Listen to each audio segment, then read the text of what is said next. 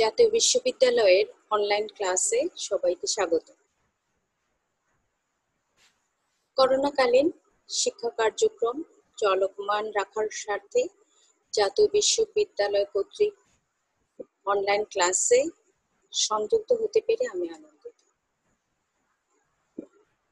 সবাইকে স্বাস্থ্যবিধি মেনে চলার আহ্বান জানাচ্ছি। আমার বিষয় উদ্ভিদ বিজ্ঞান, প্রোগ্রাম অনার্স চতুর্থ বর্ষ, কোর্স কোড 243007।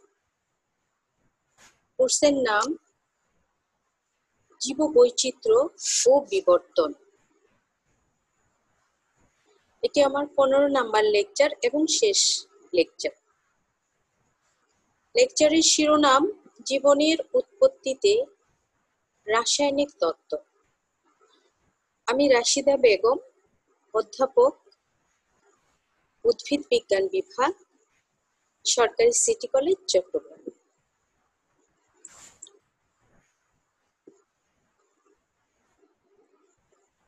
টপিকের শুরুতেই আমি আলোচনা করছি প্রি লাইফ কনসেপ্ট বা প্রাক জীবন তত্ত্ব। অর্থাৎ পৃথিবীতে জীবনের আবির্ভাব হওয়ার আগে পৃথিবীর অবস্থা কেমন ছিল সে বিষয়টি নিয়ে আলোচনাই হচ্ছে এর মূল উদ্দেশ্য।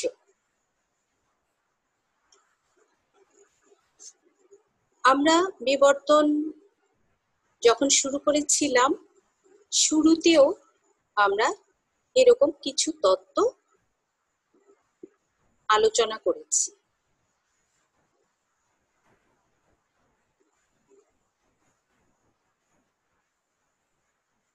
বিজ্ঞানী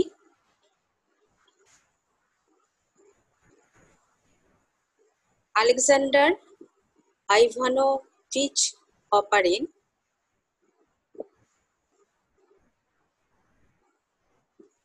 জীবন সৃষ্টি ব্যাখ্যা দিয়েছেন এবং তিনি কোষকে জীবনের ক্ষুদ্রতম একক বলা ঠিক হবে না, এই কথাটি বলেছেন।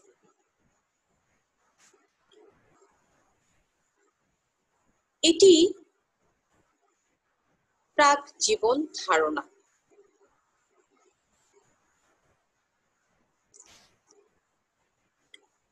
এই ধারণার ভিত্তিগুলো হচ্ছে আদিম পরিবেশে পৃথিবীর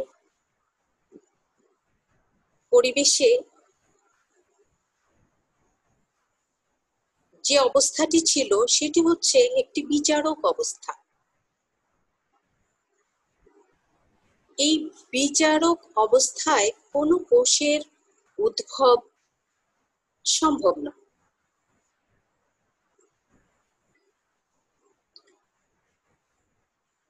আবার দেখা যায় পৃথিবীর বয়স যদি 480 কোটি বছর হয়, প্রথম যে জীবাশ্মের সন্ধান পাওয়া যায় তার বয়স হচ্ছে 380 কোটি বছর।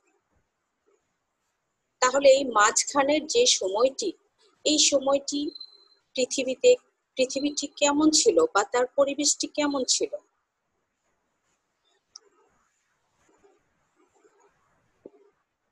ওই সময় যে পরিবেশ ছিল, অর্থাৎ যে ভৌত রাসায়নিক পদার্থগুলো ছিল, সেগুলি থেকেই জীবের উৎপত্তি হয়েছে।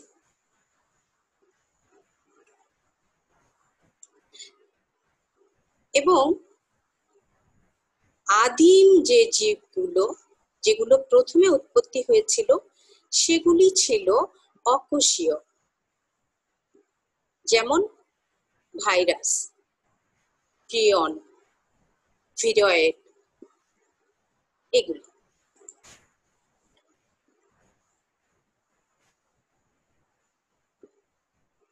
Oparin Haldane theory. বিজ্ঞানী আলেকজান্ডার অপারিন একটি গ্রন্থ লিখেছেন, the origin of life. J B S. Haldane এই গ্রন্থের কথা বা এই বক্তব্য কিছু না জেনে প্রায় একই রকম তত্ত্ব, একই রকম বক্তব্য দিয়ে তিনি একটি বই লিখেছেন।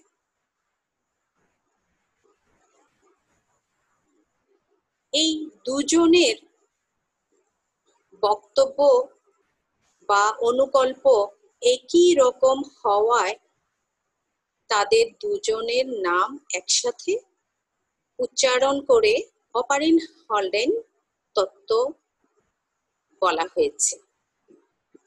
এই তত্ত্বের মূল প্রতিপাদ্য বিষয় হচ্ছে জীবন শুরু হয়েছে অজৈব উপাদান থেকে।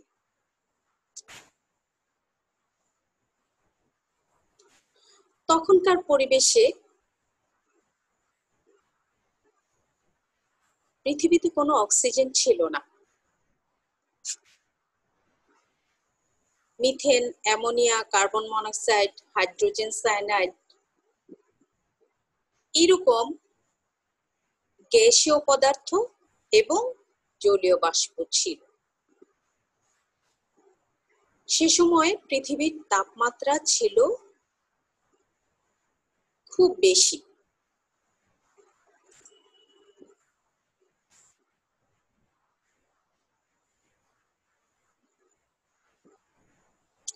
অক্সিজেন মুক্ত অবস্থায় ছিল না, তবে অন্যান্য পদার্থের সাথে যুক্ত অবস্থায় ছিল। কার্বন ধাতুর সাথে যুক্ত অবস্থায় ছিল। ওজোন স্তর ছিল না। অতি বেগুনি রশ্মির তীব্রতা অনেক বেশি ছিল। উচ্চ শক্তি যেগুলো রেডিয়েশন করে, যেমন এক্স রে, গামা রে, কসমিক রে এবং বৈদ্যুতিক বিকিরণ খুব বেশি ছিল। ফলে ওই পরিবেশে কোনো জীবের অস্তিত্ব কল্পনা করা যায় না।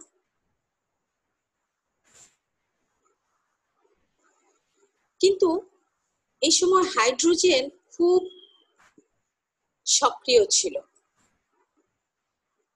হাইড্রোজেন বিভিন্ন অণুর সাথে যুক্ত হয়ে, অন্যান্য রাসায়নিক পদার্থের সাথে যুক্ত হয়ে কতগুলো রাসায়নিক পদার্থ তৈরি করেছিল। যেমন নাইট্রোজেনের সাথে যুক্ত হয়ে অ্যামোনিয়া তৈরি করেছিল, কার্বনের সাথে যুক্ত হয়ে মিথেন তৈরি করেছিল,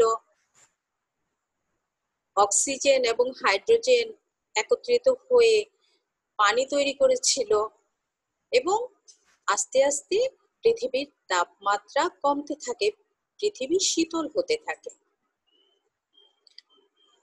পানিগুলো একত্রিত হয়ে, অর্থাৎ পানির অণুগুলো থেকে আস্তে আস্তে নদী, সাগর, হ্রদ ইত্যাদি সৃষ্টি হতে থাকে।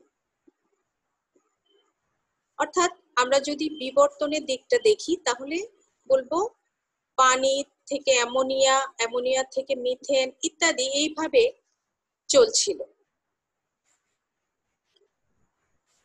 এটি একটি কাল্পনিক ছবি। এখানে ব্লু গ্রিন অ্যালজি, অর্থাৎ পরিবেশটা তখন কেমন ছিল সেটি দেখানোর জন্য।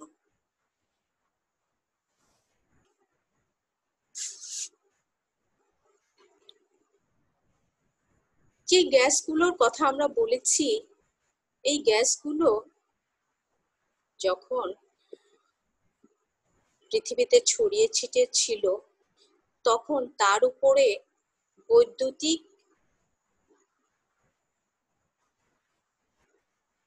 আঘাত এসেছে এবং উচ্চ শক্তির বিকিরণ হয়েছে এবং নানাবিধ জৈব রাসায়নিক পদার্থের উদ্ভব হয়েছে। আমরা এর আগেই দেখেছি যে বিভিন্ন রকমের রাসায়নিক বিক্রিয়া হয়ে হাইড্রোজেন বিভিন্ন পদার্থের সাথে যুক্ত হয়ে অনেকগুলো রাসায়নিক পদার্থ তৈরি করেছে। এই সরল পদার্থগুলো আস্তে আস্তে জটিল পদার্থের রূপ নিয়েছে এবং এই জটিল পদার্থগুলো জৈব রাসায়নিক পদার্থের রূপ নিয়েছে। জৈব রাসায়নিক পদার্থ, যখন জৈব রাসায়নিক পদার্থ তৈরি হয়েছে, সেখান থেকে আস্তে আস্তে কোষ ঝিল্লি সৃষ্টি হয়েছে এবং ঝিল্লির মতো যখন সৃষ্টি হয়েছে, সেই ঝিল্লি দিয়ে পরিবেষ্টিত প্রোটিন থেকে এনজাইমের উদ্ভব হয়েছে। এনজাইম যখন সৃষ্টি হলো, তখন ক্রিয়া বিক্রিয়া বেড়ে গেল, অর্থাৎ বিপাক ক্রিয়ার ক্ষমতা অর্জন করলো ওই কোষটি। তা থেকে এলো নিউক্লিক অ্যাসিড বা ডিএনএ, আরএনএ। নিউক্লিক অ্যাসিড যখন নিজের প্রতিকৃতি তৈরি করতে শিখলো এবং মিউটেট তৈরি করতে সক্ষম হলো, তখনই বলা হয় অতি আদি এবং সরল জীবের সৃষ্টি হয়েছে, যে জীবটি অকোষীয়, অর্থাৎ কোষের সব কিছুই তার ভেতরে নেই। অকোষীয় জীব থেকে পরে বিবর্তনের মাধ্যমে কোষীয় জীবের উদ্ভব হয়েছে। আমরা এই আলোচনা থেকে বুঝতে পারছি যে অজীব থেকে বা অজৈব পদার্থ থেকে জীবের সৃষ্টি হয়েছে, বা আমরা বলতে পারি জড় বস্তু থেকে জীববস্তু বা জীব সৃষ্টি হয়েছে। অপারিনের থিওরিটিকে আমরা আবার যদি সংক্ষেপে দেখি, তাহলে একটি বিগ ব্যাং হয়েছিল, সেখান থেকে গ্যালাক্সি তৈরি হয়েছে, সেখান থেকে সোলার সিস্টেম এসেছে, তারপরে উৎপন্ন পৃথিবী তৈরি হয়েছে। পৃথিবীর অ্যাটমসফিয়ারে বিভিন্ন পদার্থগুলো ছিল, সেগুলোর মধ্যে পলিমারাইজেশন হয়েছে। কেমিক্যাল অরিজিন অফ লাইফ, যেখানে বিভিন্ন কেমিক্যালের মধ্যে ক্রিয়া বিক্রিয়া হয়েছে এবং প্রি আরএনএ ওয়ার্ল্ড, আরএনএ তৈরির আগে এই জীবনটি ছিল। আমরা বলেছি বিজারক অবস্থা ছিল, অর্থাৎ গ্যাসীয় পদার্থগুলো বিজারিত অবস্থায় ছিল, তাপমাত্রা খুব বেশি ছিল, এগুলো। তারপরে আরএনএ এলো, আরএনএ ওয়ার্ল্ড, আরএনএ এর পরে ডিএনএ এসেছে, ডিএনএ থেকে প্রোটিন তৈরি হয়েছে, প্রোটিন ওয়ার্ল্ড। তারপরে আস্তে আস্তে ব্যাকটেরিয়া, ব্যাকটেরিয়ার পরে invertebrates, fish, amphibians, reptiles, birds, mammals, primates, human, এভাবে বিবর্তন হচ্ছে। ছবির সাথে আমরা যেটুকু আলোচনা করলাম সেটি আবার মিলিয়ে দেখছি। সূর্য, এটি হচ্ছে আবহাওয়া মণ্ডল, এখানে অ্যামোনিয়া, মিথেন, কার্বন ডাইঅক্সাইড, পানি ইত্যাদি দেখতে পাচ্ছি। এখানে বৈদ্যুতিক ঝলক দেখতে পাচ্ছি। বৃষ্টি, এই বৃষ্টিতে কি ছিল? Fatty acid, sugar, glycerol, amino acid, pyrenoids, purines ইত্যাদি। অর্থাৎ এখানে এই বৈদ্যুতিক আঘাত হানার পর বিভিন্ন রেডিয়েশন, এখান থেকে বিভিন্ন রেডিয়েশন, অতি বেগুনি রশ্মি ইত্যাদি বিভিন্ন রেডিয়েশন হয়ে ক্রিয়া বিক্রিয়া হয়ে এগুলো হচ্ছে বৃষ্টি আকারে। বৃষ্টি আকারে বিভিন্ন পদার্থগুলো সাগর তৈরি করছে, সাগর বা পানি, পানির ভিতরে পলিস্যাকারাইড দেখতে পাচ্ছি, ফ্যাট, প্রোটিন, নিউক্লিক অ্যাসিড। এটা হচ্ছে প্রিমিটিভ ওশেন, আদিকালের সমুদ্র, সেখানে এত কিছু পানিতে মিশ্রিত অবস্থায় ছিল এবং এটার একটা নাম আছে। এই অবস্থাকে বলা হয় হট ডাইলুট স্যুপ। যে কথাগুলো আমরা এতক্ষণ বলেছি সেটি মিথেন, কার্বন ডাইঅক্সাইড, পানি, sugar, glycerol, fatty acid, methane, hydrogen cyanide, ammonia, পানি, পিউরিন এবং পাইরোমেথেন তৈরি করেছে। মিথেন, অ্যামোনিয়া, কার্বন ডাইঅক্সাইড, পানি, অ্যামাইনো অ্যাসিড তৈরি করেছে।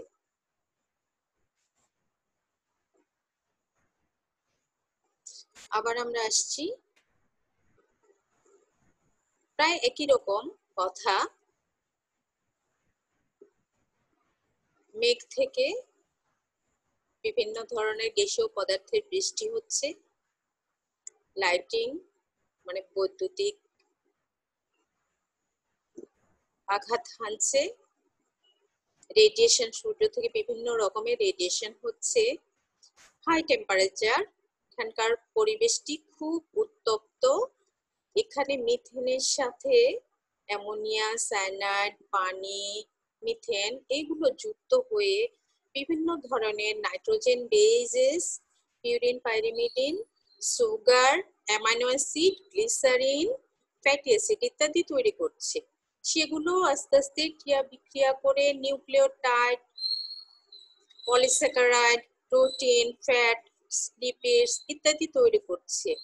এগুলো আস্তে আস্তে সংযুক্ত হয়ে ক্রিয়া বিক্রিয়া করে DNA, RNA, energy carrier to enzyme, construction materials, enzymes, energy sources, অর্থাৎ এখানে কাদার মতো কতগুলো পদার্থ এগুলো তৈরি করছে। এভাবে ইভলিউশন হয়ে আস্তে আস্তে পৃথিবী শীতল হতে থাকছে। এটি হচ্ছে chemical evolution. Origin of biomolecules, প্রাণঅণু কিভাবে উৎপন্ন হলো?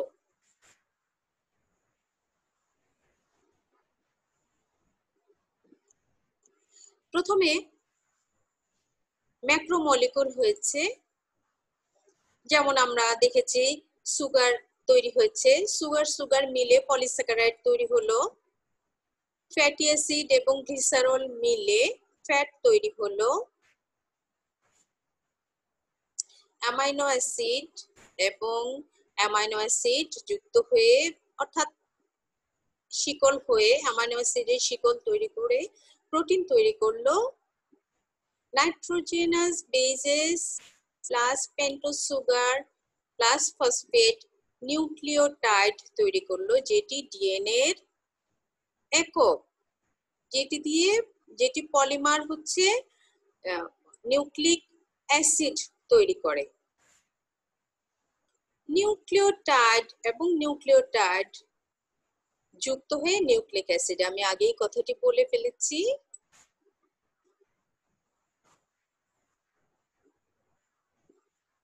হট ডাইলুট স্যুপ, এটি আমি আগেই তোমাদেরকে বুঝিয়ে দিয়েছি যে তখনকার সমুদ্রে, প্রিমিটিভ সমুদ্র বা আদি যে সমুদ্র ছিল, সেখানে বিভিন্ন ধরনের জৈব উপাদান ছিল এবং এই জৈব উপাদানগুলো এসেছে বিভিন্ন অজৈব উপাদান থেকে। এই জৈব উপাদান সমৃদ্ধ সমুদ্রকে বলা হতো, সমুদ্রের পানিকে বলা হতো হট ডাইলুট স্যুপ।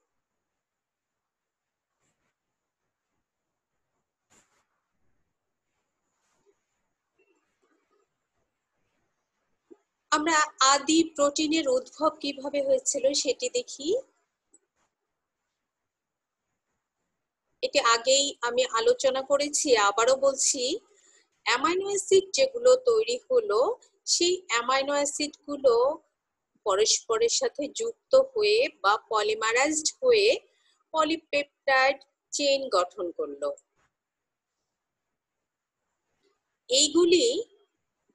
এই পলিপেপটাইড চেইনগুলি বিন্যাসিত হয়ে এবং পরস্পরের সাথে সংযুক্ত হয়ে প্রোটিন তৈরি করে বা প্রোটিন তৈরি করেছিল।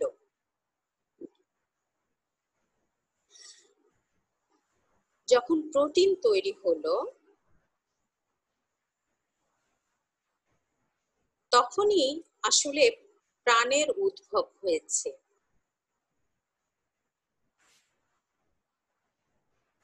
প্রোটিন এবং শর্করা এই দুটো দ্রব্যকে কোএজারভেট বলে। এটি একটি শব্দ, নতুন একটি শব্দ। কোএজারভেট হচ্ছে কলয়েডাল পদার্থগুলিকে বলে যারা পানি শোষণ করে। এরকম প্রোটিন এবং শর্করা জাতীয় পদার্থকে কোএজারভেট বলে। অপারেন্নের মতে দুটি ভিন্নধর্মী কলয়েডাল পদার্থের সংমিশ্রণের ফলে কতগুলি আণুবীক্ষণিক বিন্দু কণা পরস্পরের কাছ থেকে আলাদা হয়ে যায়। এগুলিকে কোএজারভেট বলে। আমরা বিন্দু কণাগুলিকে ছবিতে দেখতে পাবো।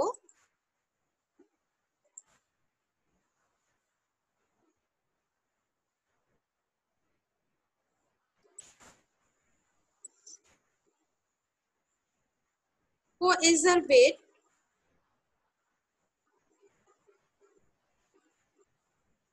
আবার দুই ভাগে ভাগ হয়ে গেল, একটি অংশ জেল, একটি অংশ সল। অর্থাৎ সল হচ্ছে একটু বেশি ডাইলুট, জেল হচ্ছে একটু থকথকে। সল এবং জেল সমুদ্রের পানিতে না মিশে স্বতন্ত্র থাকলো। জেলের সাথে ক্ষারকীয় পদার্থের বিক্রিয়া হলো এবং সেখানে বিভিন্ন অভিস্রবণ জাতীয় অনেক ক্রিয়া বিক্রিয়া হলো। জারণ বিজারণ ও পলিমারাইজেশন হলো। এগুলোর ফলে সেখানে প্রোবায়ন্ট বা আদি জীবের জন্ম হলো।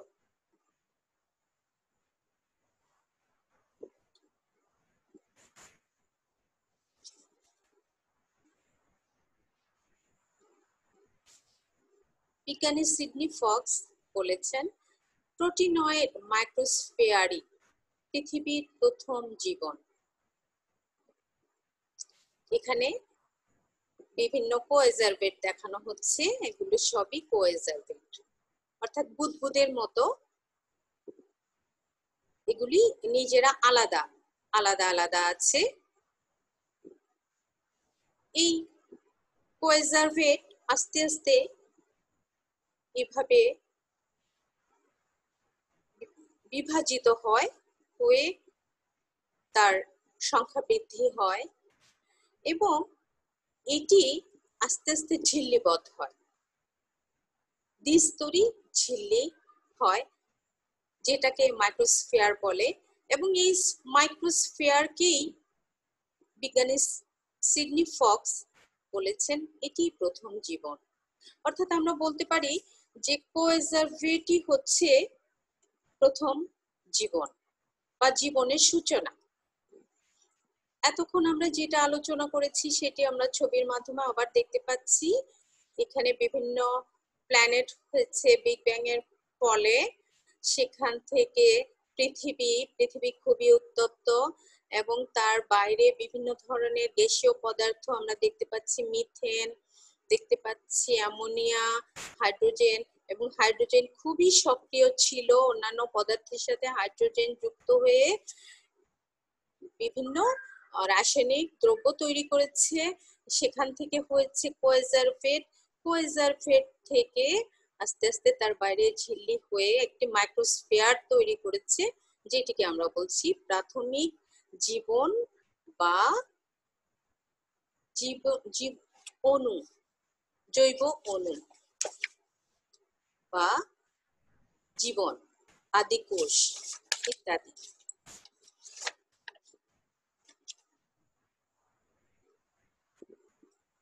আবারও সেই একই কথা, আবায়োজেনেটিক ফরমেশন অফ অর্গানিক কম্পাউন্ড। এখানে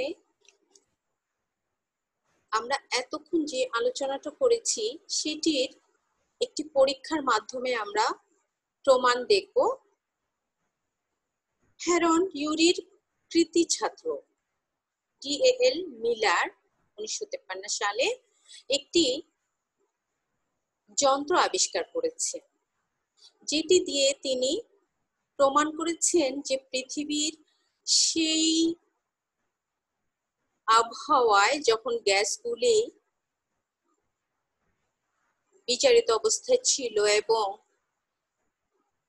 বৈদ্যুতিক তেজাঘাত ছিল, জলীয় বাষ্প ছিল, এবং তখন যে জৈব পদার্থ সৃষ্টি হয়েছিল সেটি।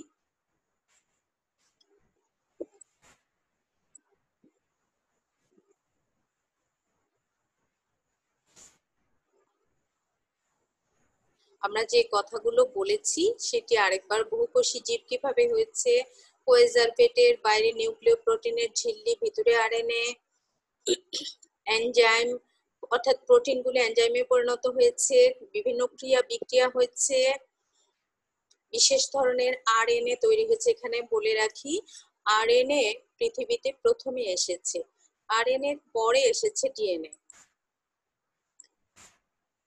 তা থেকে হলো ব্যাকটেরিয়া, অর্থাৎ প্রাথমিক অণুজীব ব্যাকটেরিয়া সৃষ্টি হয়েছে। ব্যাকটেরিয়ার মধ্যে আর্কিব্যাকটেরিয়া সৃষ্টি হয়েছে, সেখান থেকে প্রাথমিক প্রকৃত কোষ, এবং সেখান থেকে উদ্ভিদ, প্রাণী, ছত্রাক ইত্যাদি।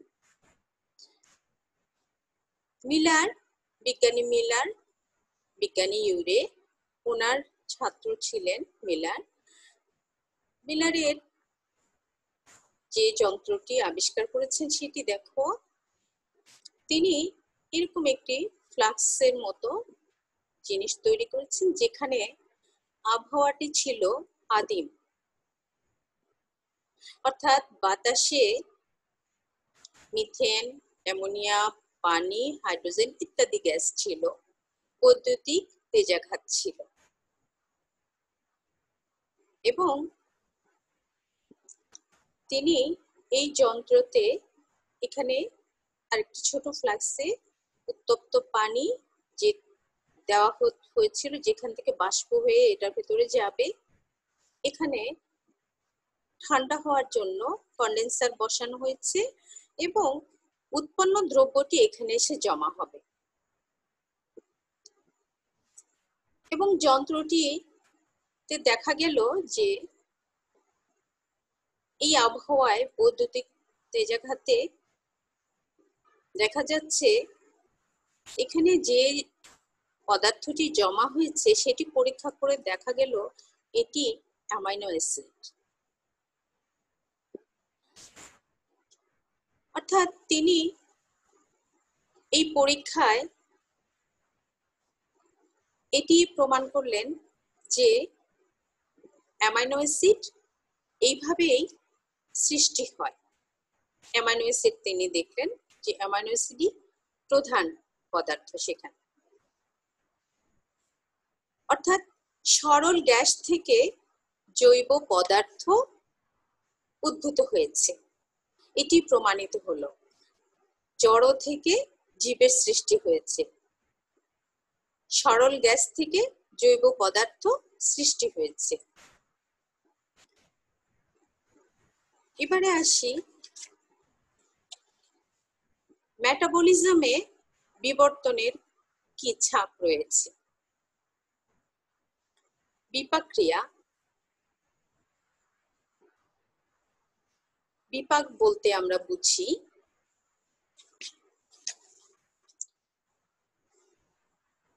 কোন পদার্থের দুই রকম বিক্রিয়া আছে, একটি হচ্ছে সিনথেসিস বা সংশ্লেষণমূলক, আরেকটি হচ্ছে ডিগ্রেডেশন বা ভাঙনমূলক। অর্থাৎ দুটো প্রক্রিয়া বিপরীতমুখী। এই দুটো প্রক্রিয়াকে একত্রে বলা হয় বিপাক বা মেটাবলিজম।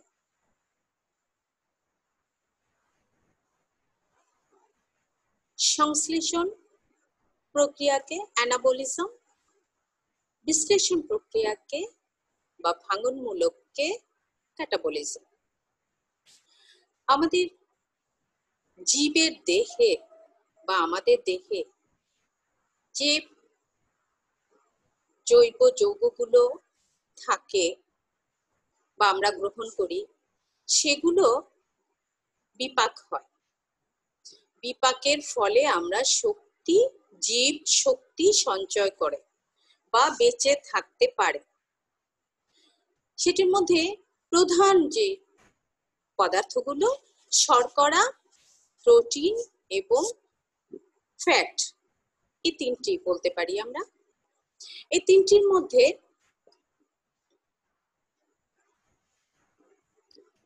শর্করার বিপাকে যদি আমরা যাই তাহলে আমরা দেখব শর্করা প্রাণী যখন গ্রহণ করে তারপরে সেটি পরিপাক হয়, পরিপাক হয়ে গ্লুকোজ হয়ে রক্তের সাথে মিশে যায়।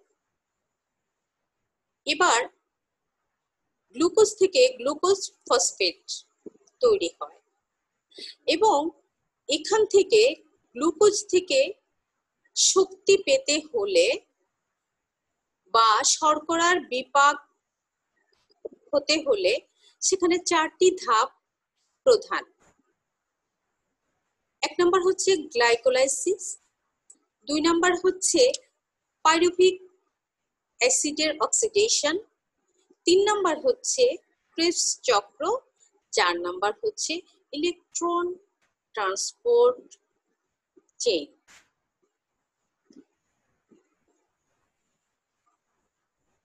অর্থাৎ শর্করা থেকে শক্তি পর্যন্ত যেতে হলে এখানে রেসপিরেশন বা শ্বসন হতে হবে।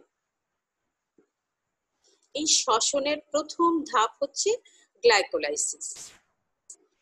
গ্লাইকোলাইসিস আমরা জানি কোষের সাইটোপ্লাজমে হয়। এছাড়া বাকি সবগুলো রিঅ্যাকশন মাইটোকন্ড্রিয়াতে হয়। আমাদের এখানে বিস্তারিত আলোচনা করার সুযোগ নেই, তোমরা ফিজিওলজিতে পড়েছো, আবার পড়বে। গ্লাইকোলাইসিসের শেষ ধাপ হচ্ছে পাইরুভিক অ্যাসিড উৎপাদন বা পাইরুভেটে পরিণত হওয়া। এই পাইরুভেটে পরিণত হওয়ার পর সেটি দুরকম হয়ে যেতে পারে, একটি সবাত শ্বসনে চলে যেতে পারে অথবা সেটি অবাত শ্বসন হতে পারে। সবাত শ্বসন হলে অক্সিজেন সমৃদ্ধ বা অক্সিজেন যুক্ত শ্বসন, যেটা সেখান থেকে পাওয়া যাবে কার্বন ডাইঅক্সাইড, পানি এবং শক্তি। অবাত শ্বসনে এটি অসম্পূর্ণ শ্বসন, সেখানে ল্যাকটিক অ্যাসিড বা ল্যাকটেট এবং শক্তি উৎপন্ন হয়, ইথাইল অ্যালকোহল এবং শক্তিও উৎপন্ন হয়। এভাবে শ্বসনের শেষ ধাপে চলে যায়। আমরা জানি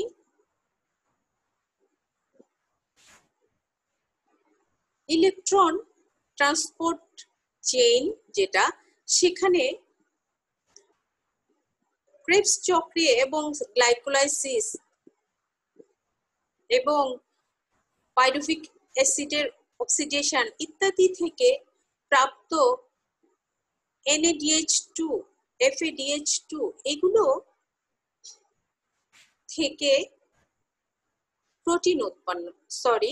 ATP উৎপন্ন হয় বা শক্তি উৎপন্ন হয় এবং অক্সিজেন সহযোগে পানি উৎপন্ন হয়। ঠিক একইভাবে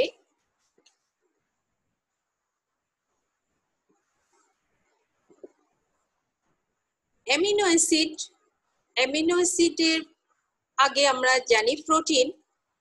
প্রাণী যে প্রোটিন গ্রহণ করে বা যে প্রোটিন তার দেহে আছে সেটি ভেঙে অ্যামিনো অ্যাসিডে পরিণত হয়। এবং অ্যামিনো অ্যাসিড থেকে এটি গ্লুকোজ ফসফেটে পরিণত হয়।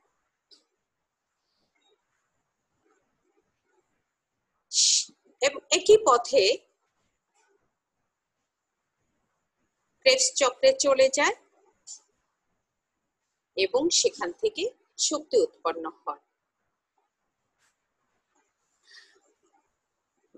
এখানে দেখা যাচ্ছে কিছু গ্লুকোজ ফসফেট গ্লাইকোজেনে পরিবর্তিত হয়, যেটাকে বলা হয় গ্লাইকোজেনেসিস।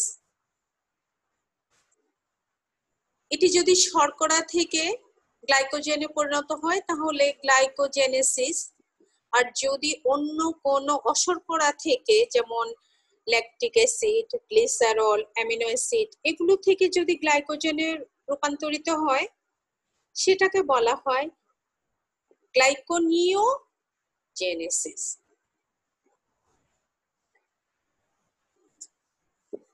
এভাবে এটি এটি এটি যকৃতে জমা থাকে। ঠিক একইভাবে ফ্যাটি অ্যাসিড এবং গ্লিসারল থেকেও শক্তি উৎপন্ন হয়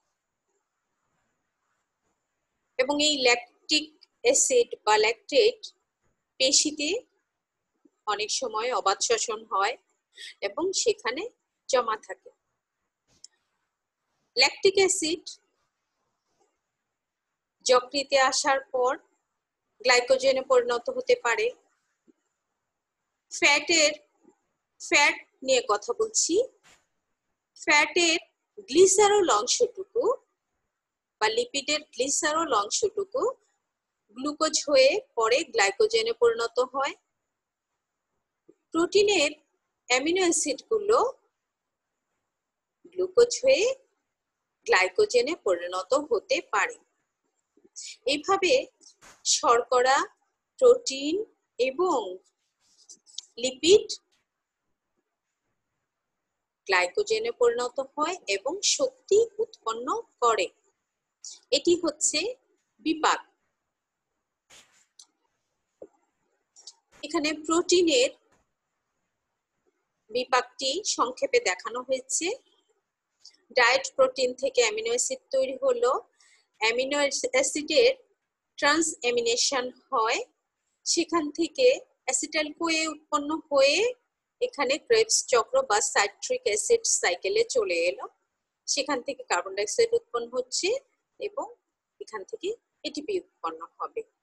কিছু কিটোন বডি হয়ে গেল, কিছু নন প্রোটিন হয়ে নাইট্রোজেন ডেরিভেটিভস হলো,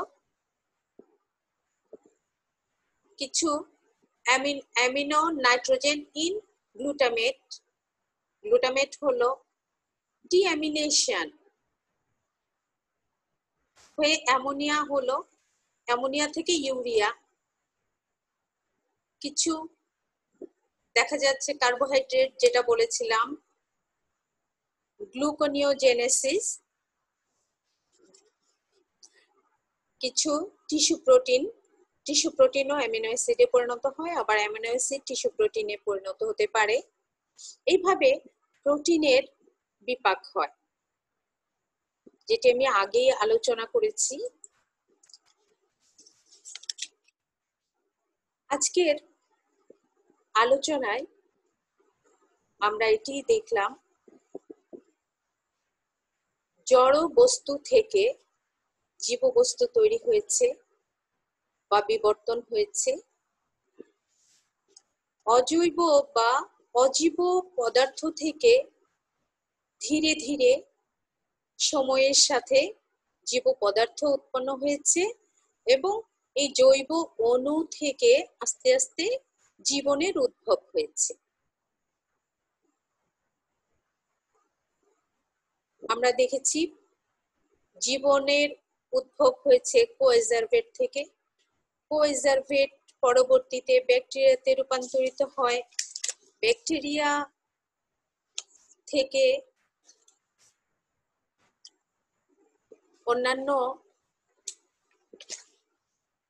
জীব উৎপন্ন হয় সরল থেকে আস্তে আস্তে জটিলের মধ্যে চলে যায়। যেমন ব্যাকটেরিয়ার মধ্যে আর্কি ব্যাকটেরিয়া প্রথমে উৎপন্ন হয়েছে, যেটি মিথেন উৎপন্ন করে এবং সে সিম্বায়োসিস করে অন্য ব্যাকটেরিয়ার সাথে, যেমন অবায়বীয় ব্যাকটেরিয়া বায়বীয় ব্যাকটেরিয়াকে বলা হয় যে খেয়ে ফেলে এবং হজম করতে না পেরে আস্তে আস্তে তার সাথে সিম্বায়োসিস করে এবং এটি থেকে ধীরে ধীরে তৈরি হয় বিভিন্ন ধরনের অঙ্গাণু।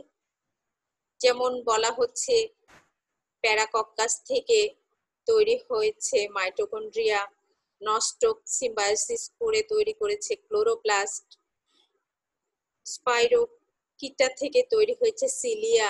এইভাবে ব্যাকটেরিয়া সিম্বায়োসিস করে আস্তে আস্তে প্রকৃত কোষের সৃষ্টি করেছে। প্রকৃত কোষ থেকে বহুকোষী জীবের সৃষ্টি হয়েছে। সবশেষে তোমাদেরকে এই পুরো কোর্সটি শেষ করার পূর্ব মুহূর্তে আমি একটি জাতিজনী বৃক্ষ দেখাচ্ছি, কমন অ্যানসেস্টর। এখান থেকে দেখো ব্যাকটেরিয়ার, প্রথমেই দেখাচ্ছে ব্যাকটেরিয়ার জন্ম হয়েছে, তারপরের ধাপে দেখা যাচ্ছে গ্রিন অ্যালজি, তার থেকে দেখা যাচ্ছে শেষ পর্যন্ত গ্রাসেস, ইস্ট, দেখা যাচ্ছে ক্রাস্টাসিয়ান এবং এইভাবে ধীরে ধীরে ধীরে ধীরে দেখা যাচ্ছে হিউম্যান, এখানে চলে আসছে হিউম্যান। এইভাবে বিবর্তনটি এভাবে আস্তে আস্তে উভয় দিকে ব্রাঞ্চড হতে হতে সবার উপরে হিউম্যান চলে গেছে। আজকের এই বিবর্তনের শেষ ক্লাসটিতে আমি সকলকে কৃতজ্ঞতা জানাতে চাই, বিশেষ করে জাতীয় বিশ্ববিদ্যালয়ের